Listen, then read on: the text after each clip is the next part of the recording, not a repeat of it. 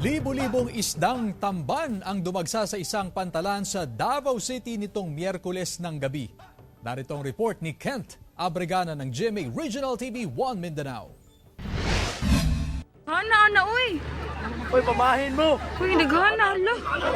Wala, nanggana ang isda, kadaghan! Pinaggaguluhan ng mga tao ang tumatalon-talon pa ng mga isdang tamban na dumagsa sa isang pribadong pantalan sa Panakan, Davao City, pasado alas 8 Miyerkules ng gabi.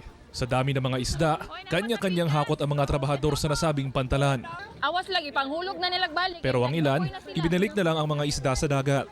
Nakatanggap naman ng libreng isda ang ilang nakatira malapit sa pantalan. Para kay Renante na nakatira malapit sa pantalan, blessing ang pagdagsa ng mga isda. Malipay yung taon kay mga mananagat daw, malipay lang dato kay mamuntay mga kuwan sa mga mananagat diri. Takot naman ang naramdaman ni Julie nang malaman ang pagdagsa ng mga isda sa pantalan. Katong nakakita ko ato gabiin, murag nahadlok jud ko. Unsa na po'y posible nga mahitabo diri dapit sa amo.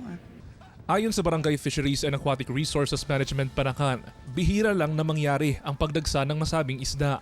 Anila, posibleng rason sa pagdagsa ng mga isdang tamban ang breeding time, kung saan may malalaking isda na hinahabol ang mga maliliit na isda. Basta breeding time nila, mudaghan, muna mugawas na sila. Kay wasamtang gamay magkuna sila, nadaghan na isda ito nga dagko, magukod na sa ila. Munang may time nga mato sila sa daplin. Matatanda ang dumagsari nitong linggo lang ang libu-libong isdang tamban sa dalampasigan naman ng Maasim Sarangani.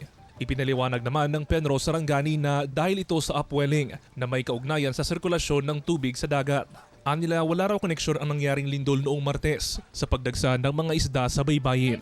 Mula sa GMA Regional TV 1 Mindanao, Kent Abregana, nagbabalita para sa GMA Integrated News.